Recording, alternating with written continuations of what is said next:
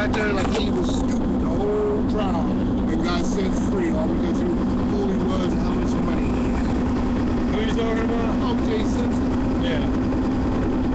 I mean, it happens over and over and over and over and over again. You can count it. Sometimes they nail a son bitch, but it doesn't happen a lot. Well, it's the two-tier justice system, man. Because if you ain't got no money to defend yourself, you're going straight in the box. Well, they work hard, too. They're actually getting their stuff done.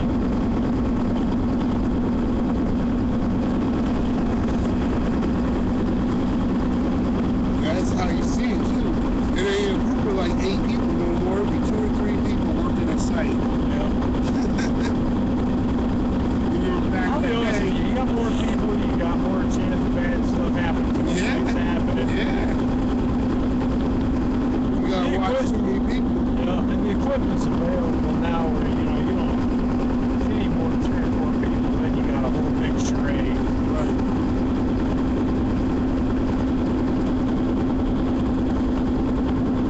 That's how they usually do it. One machine operator, one helper to each machine operator is how it usually works. Where I've worked, that's how it's been. Unless it's a really big machine that needs more than one operator.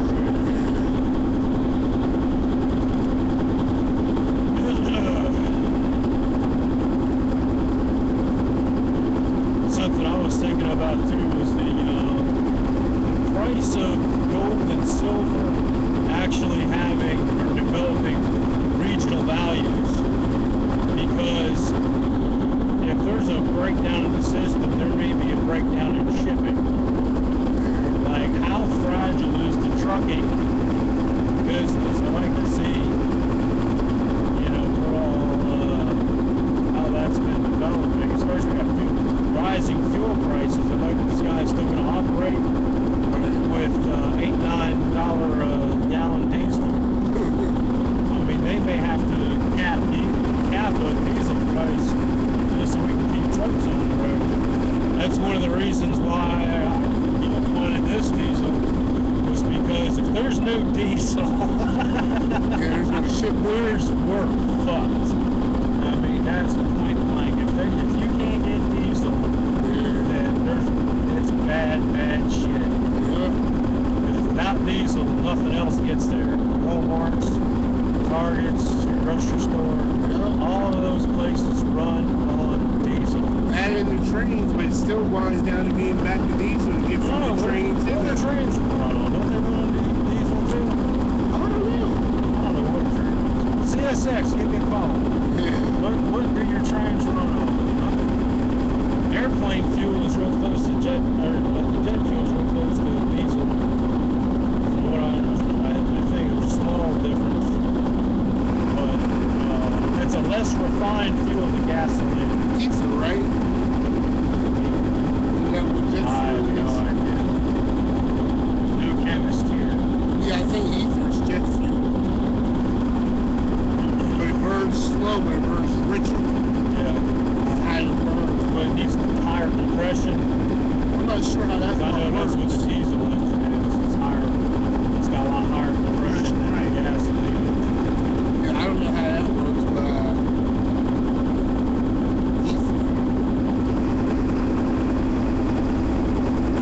what they say, the first car was running on like an alcohol fuel, and then Rockefeller had that fucking all this surplus shit with the gasoline. Had to get rid of it, and now we've just become dependent on it. But you can mix the alcohol fuel with the gasoline 50% before you gotta start making changes.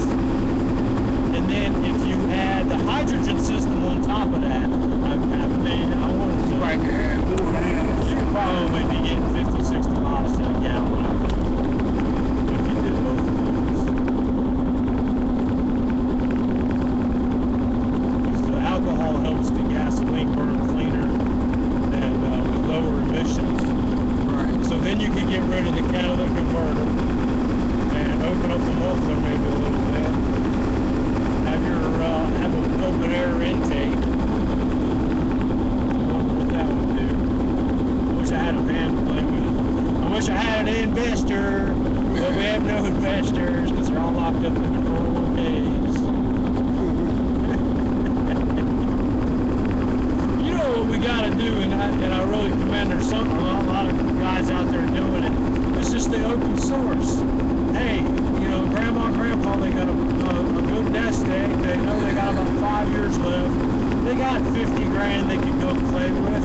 You know, well, do something good for everybody. Find somebody that's working on this or interested in it, and give them the tools and the resources to do it. But the deal is, you open source it. You put everything out there, everything you're doing on a YouTube channel, and have open comment sections, and maybe, you know, a blog website or whatever that keeps it open source. And no patents, and that's the thing, is this patent law. Everybody's got to learn, yeah. Patent law is killing us. Yeah, and then once we develop the technique of building this thing, the plans are all out there, go down to Lowe's or Home Depot or a specialty store, wherever you need, order the parts, and freaking build your own shit. And then we're all free and off the grid. And then we just got to elect locals that can get rid of the property tax and all the bullcrap regulations. And man, we can go wild. We can go wild. A Bridgeport in every house. That's my idea. A Bridgeport in every house. And if you don't know what a Bridgeport is, it's like a real high-tech drill press that allows you to take any lump of steel and turn it into any piece that you want. Like, you know, you can build a gun with a Bridgeport, and that in a metal lathe. So, and a couple other things for sure. I don't know how to build a gun, but if you have that broad basic manufacturing capability in every household, and you have unlimited free electricity to run that equipment, what is that going to do to the price of all your metals? And what is that going to do to your production? Because you know you can't get wealth without production. And you're home. You don't have to drive anywhere, so cut your fuel costs down. You don't have to buy insurance for fucking wiping your nose. Because that's what it feels like. It feels like everybody needs to carry insurance for every little thing they try to do. And that's the madness that's got to stop. You got to go back to the common law where you've got to show damages, you know, and before, you know, awards can be given, and awards need to be reflective of what happened. You know, juries have got to be able to rule on the facts and the law. And that's one of the little things that they're not telling you, juries. I even read my jury handbook, and they neglected to put that in there. And there should be a lawsuit against the whole judicial system. That and the establishment of the monopoly we call the bar. You know, those two things. The jury's not told that they're also allowed to rule on whether the law should apply, or whether the law is the real deal. Because the jury's just saying, no, the law says if you kill a man, that's murder. But this man was killing a man because he was breaking into his house and trying to, you know, breaking into his house good enough for me. Kill that son of a bitch. Yeah. You know what I'm saying? He shouldn't even have been arrested. But, you know, the juries aren't told that. They're told by the judge, he killed him, or this woman, like right here in Delaware, there was a case of this woman, and she was the defendant herself against her drunk boyfriend or husband, I can't remember which. But, you know, she went to prison for manslaughter for, I don't know what she get, 5-something years. Did you read that?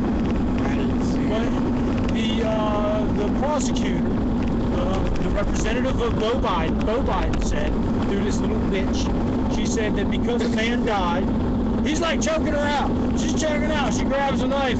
Oh, yeah, I did hear about that. Stabs this dude. She's choking out. No. The prosecutor said because a man died and he called 911 and didn't want to die, she has to pay for it. Okay. Well, based on that,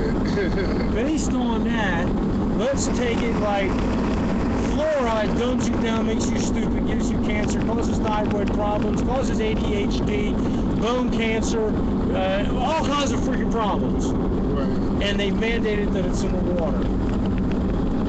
This is attempted murder. This is a chemical poisoning and attempted murder by every legislator. So why isn't every legislator brought up on attempted murder charges? Because why else would you be trying to dumb down and poison and sterilize the population with a chemical additive you put in the water that's not even approved by the FDA, DEA, or not DEA, the USDA or the EPA? Yeah. I'll get my alphabet right. Oh man, where are we going? Oh yeah, Lewis. And then Fenwick Island.